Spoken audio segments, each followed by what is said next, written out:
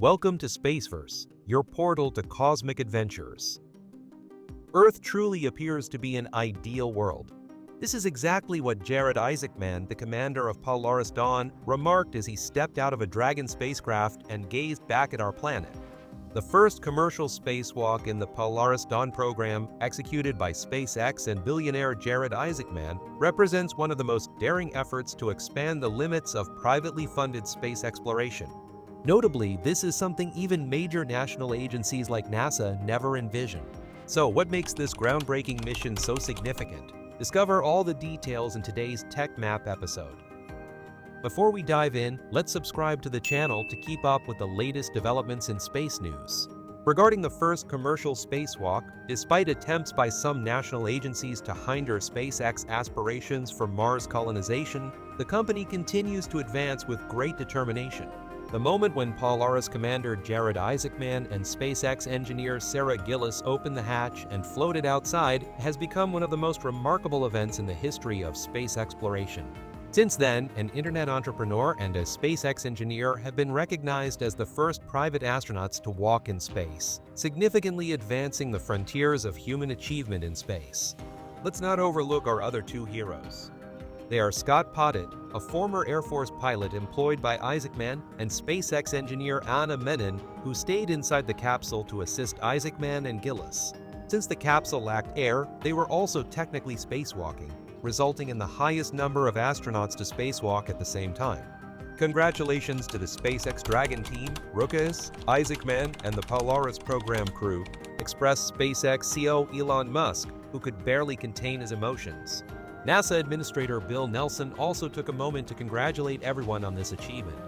Congratulations to the Polaris program and SpaceX for completing the first commercial spacewalk in history.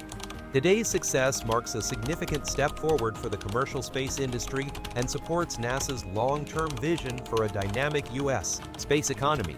And the significance doesn't end there. This occasion was the inaugural use of SpaceX's newly created EVA, or extravehicular activity suits, specifically designed for private space missions.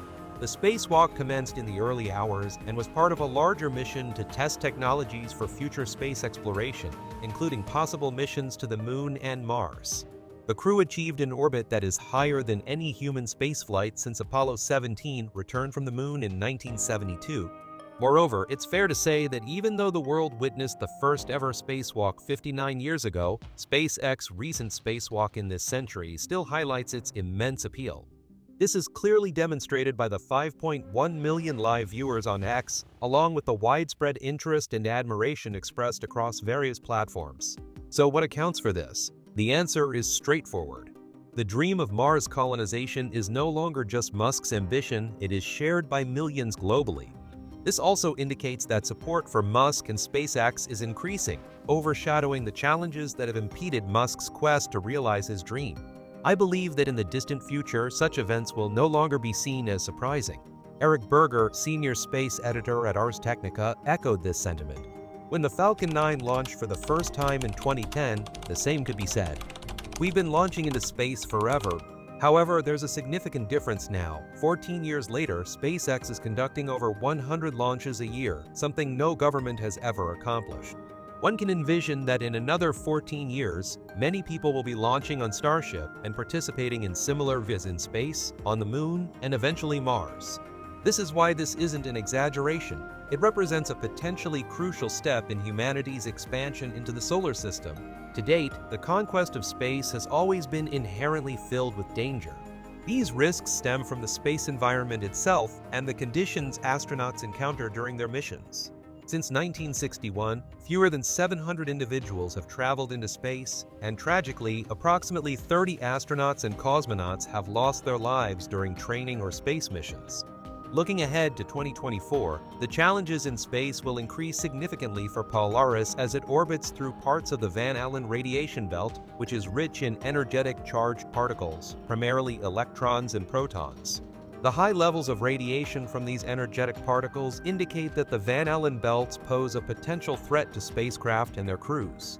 It's common for skeptics of spaceflight to claim that venturing beyond Earth is impossible due to the barrier created by the Van Allen belts, but this has been disproven. The Apollo 8 mission was the first crewed spacecraft to fly through and beyond the belts in 1968 when astronauts Jim Lovell, William Anders, and Frank Borman orbited the Moon and safely returned to Earth. With the first EVA occurring in such an environment, Polaris Dawn has become one of the most anticipated missions in the history of space travel. Polaris Dawn plays a crucial role for SpaceX in the commercial space sector, similar to the role of NASA's Project Gemini during the 1960s space race to the Moon. Both programs aimed at test and develop essential technologies and operational capabilities necessary for future missions beyond Earth. Gemini's goal was to develop techniques for space travel to support the Apollo mission to land astronauts on the Moon. The mission featured the first U.S. spacewalk, conducted by Ed White in June 1965, just 3 months after Soviet cosmonaut Alexei Leonov became the first human to walk in space. Likewise, Polaris Dawn seeks to demonstrate new operational capabilities, including the first-ever commercial spacewalk. This mission will employ SpaceX's newly developed extravehicular activity suits, which are vital for future deep space missions. Project Gemini consisted of a series of crewed missions that provided NASA with valuable insights into spaceflight operations, which were essential for the success of the Apollo program. Similarly, Polaris Dawn is part of a 3-mission initiative aimed at building experience and refining techniques for future commercial missions to the Moon, Mars, and beyond, thereby enhancing human spaceflight capabilities. Polaris Dawn is poised to reach altitudes higher than any human has flown since Apollo 17, reflecting how Gemini missions expanded the operational scope of human spaceflight. This increased altitude will facilitate the study of radiation effects and other scientific experiments, further contributing to the understanding of human health in space. Additionally, both programs act as stepping stones toward larger objectives.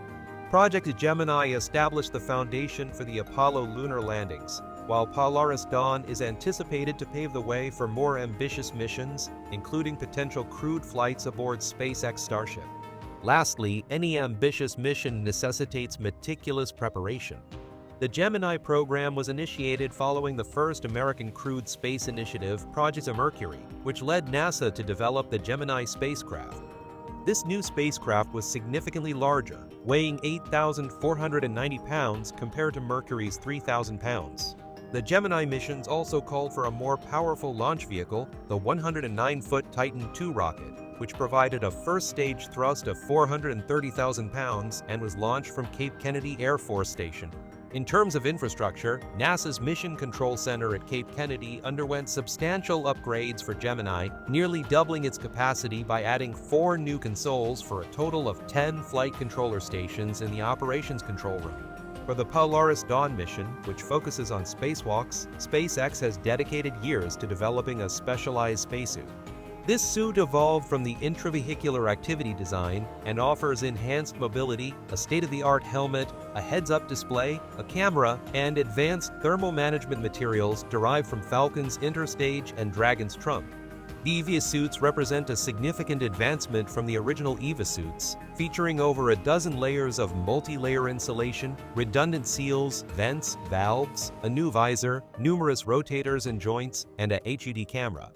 These suits are very rigid when pressurized, as is the case with all EVA suits. They include rotator joints and stitching throughout to facilitate mobility, with the primary goal of the EVA operation being to collect data on suit performance. While it may not be suitable for Mars, Isaacman tweeted that this is a significant step toward developing a suit for future missions. Additionally, the Dragon spacecraft underwent modifications to fulfill the mission's requirements. Upgrades were made to the life support system to enhance the oxygen supply for the suit. The ship's environmental sensing suite was also improved to effectively monitor the crew throughout their journey.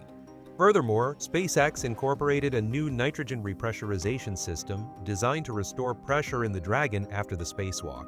SpaceX tested the depressurization and repressurization of Crew Dragon on Earth to ensure its systems functioned properly and to eliminate any chemicals before the mission.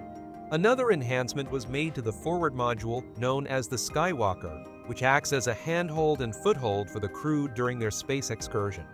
Additional handholds were installed on the hatch for interior operations, and a new motor was also added to the forward hatch.